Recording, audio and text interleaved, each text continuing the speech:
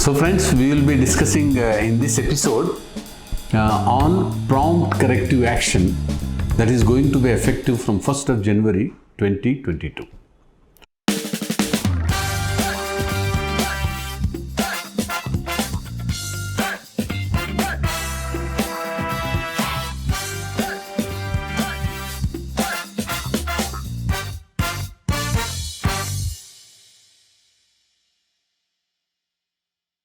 Prompt corrective action of the Reserve Bank of India is invoked on the banks that show certain signs of weaknesses in their operations. Now we know very well that prompt corrective action has been, the template has been changed from time to time, from the time its inception to now. But there is an interesting change in the current edition of prompt corrective action, which is going to be rolled out from 1st of January 2022.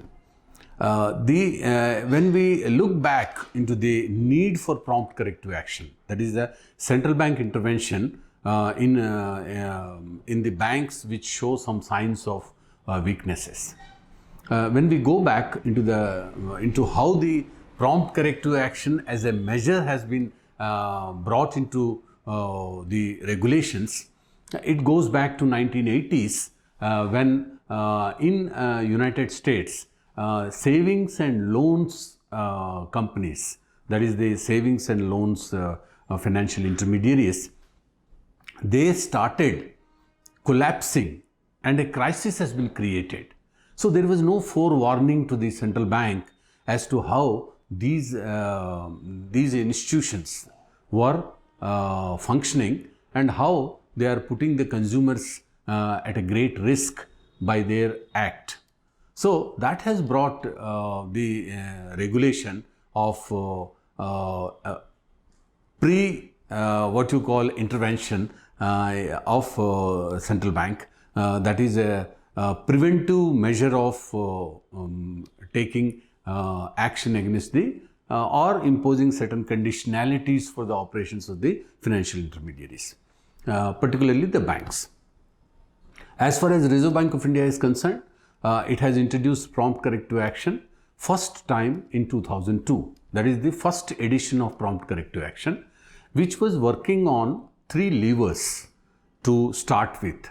That is, I think all of us know very well, that is a capital to risk weighted assets, that is CRAR, that is capital to risk weighted assets ratio, that is the first norm which is under scanner of the Reserve Bank of India, and among them the tier 1 capital, that is the quality of capital.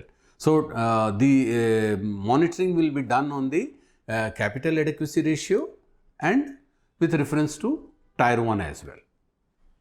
That was one differentiator, that is one parameter. The second parameter was gross NPS and net NPS. The focus will be on NNPS, that is net non-performing assets. That is the NPS minus the provision which has already been made and which has already been covered. So NNPS. The third monitoring point was on profitability, that is return on assets. If the return on assets is less than 0.25%, if the GNPS are more than 6%, and if the CRAR is 6% to 10%, then prompt corrective action can be initiated by Reserve Bank of India as a precursor to put any restrictions on the bank. This required two sets of restrictions on the bank. The first set of restrictions is they should, that is mandatory, which is compulsory, like not lending to the non-priority sector and increasing the focus on conserving the capital, in focusing on revenue streams and profitability and CASA improvements and things like that. So, what can improve the CRAR and what can improve the NNPA position, that is asset quality position, and what can improve the profitability of the. If these three things are improved, then prompt corrective action can be withdrawn, because it has certain mandatory restrictions and certain optional regulations which are conditioned according to the weaknesses of the bank. Like RBI can say that you will not expand the branch network, no new licenses will be given, or some kind of restrictions can be put by the Reserve Bank of India. So that was in the year 2002. That is the first edition of prompt corrective action. The next change that has happened is in 2017. That is prompt corrective action edition 2. Now, what is the difference between edition 1 and edition 2?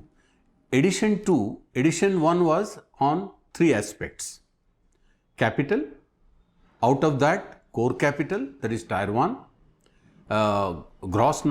net non-performing assets, and return on assets. That was the three benchmarks. But when it came to 2017, an additional parameter of leverage ratio has been introduced. That is the lending to tier 1 capital ratio. That is one leverage ratio has been introduced.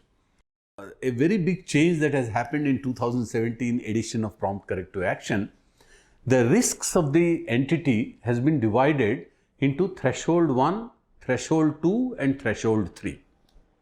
Now, threshold 1 is the lighter one, threshold 2 is severe, and threshold 3 is very severe. That is the bifurcation that has been done about the parameters. And if the parameters will continue to be the capital adequacy ratio, tier 1 ratio, and tier 1 ratio, as it depletes, the bank will shift from threshold 1 to threshold 2 to threshold 3. That means if it has gone to threshold 3, almost like it is irreversible. It becomes very difficult for the bank to survive. So, the board and the regulators will be working together right from threshold 1 to ensure that it does not slip into threshold 2, or threshold 2 does not slip into threshold 3. The only thing that will be done is how to promote the bank from threshold 3 to threshold 2 to threshold 1. So, different parameters have been set for capital adequacy ratio, tier 1 capital, net non-performing assets, and return on assets, and leverage ratio. These are the four different parameters for which different gradation has been done according to the threshold 1, 2 and 3. Now, what is the advantage of having these thresholds? Because the bank will be very able to understand in which threshold it falls. First thing, the board of the bank or the entity will be able to know right from the beginning what will be the mandatory restrictions that will come in threshold 1, threshold 2 and threshold 3, and how severe they will become if the bank slips from threshold 1 to 2 to 2 to 3. So, the bank has to work very what you call meticulously to ensure that it does not slip from one threshold to another threshold. So, that is a very challenging task, but the barometer is very clear. So, it is like a mirror that your parameters are before you, your criteria is before you. So, RBI has adopted a very transparent mechanism of having the framework of prompt corrective action, and it has put before the banks that these will be the mandatory regulations, that you will not be able to lend more, and then you will have to conserve the capital, you will have to work towards recovery, you will have to work towards upgradation of the assets, and you will have to come out of the prompt corrective action. Now, in 2017, after the new format has been adopted, 13 banks have been put under prompt corrective action. 13 banks, 11 public sector banks and 2 private sector banks.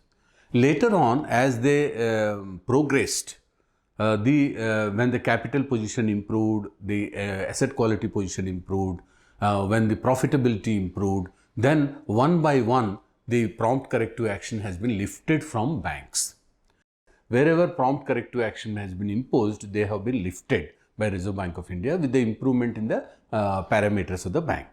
And 11, and some of the banks have been merged in between before the PCA was lifted. But now only one bank, that is Central Bank of India, among the public sector banks are under prompt corrective action. All others, like very recently, Indian Overseas Bank, PCA has been lifted. So, all the banks have improved their performance parameters and have qualified for lifting of prompt corrective action. Now, a new edition of prompt corrective action has been brought very recently, which will be effective from 1st of January 2022. What is the difference between 2017 to 2022 format? Very interesting that the profitability aspect, that is return on assets, has been withdrawn, because if capital improves, if asset quality improves, if the leverage ratio improves, automatically profit has to improve, because it is a derivative of these parameters. So, there is no need separately to monitor the return on assets. So, that is the reason why the return on asset parameter has been lifted. So, from January 2022, the PCA format which will be brought into force will have 3 major parameters. One is capital adequacy ratio, as it was in PCA 2002 and 2017. 2022 as well, it will have capital adequacy ratio, out of which tier 1 capital will also be monitored. The second aspect will be the asset quality, that is net non-performing assets, and the third will be the leverage ratio. And very interesting in PCA 2022 that even the remuneration and sitting fee of the directors can also be regulated by the Reserve Bank of India. That if you are even incentivization, even pay and perquisites of the top management, these are some of the things which can also be brought under the control of the central bank.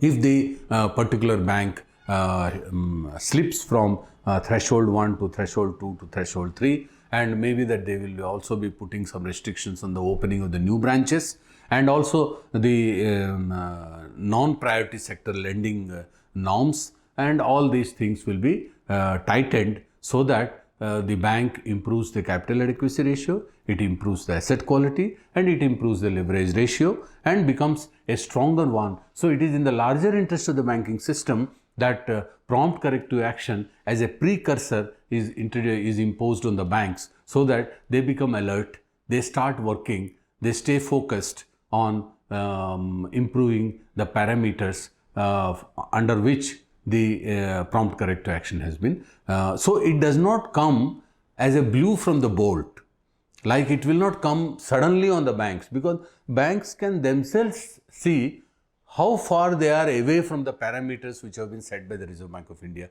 under PCA. So, it will not come suddenly, they will be knowing that prompt corrective action will be imposed if the bank comes within those parameters. So, the banks have to work hard to ensure that they do not go anywhere closer to the parameters of prompt corrective action. So, it is a very good effective tool that even before imposing prompt corrective action, the banks will have to remain alert and work towards not to go into that purview. So, it is a very good effective tool for banks as well as the central bank, and maybe that the soundness and the strength of the banking system will increase if the banks focus on these 3 or 4 parameters which have been identified by Reserve Bank of India as parameters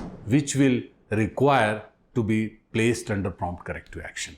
So I think we will learn more as it unfolds, but it's very important for us to understand at this point of time that prompt corrective action is a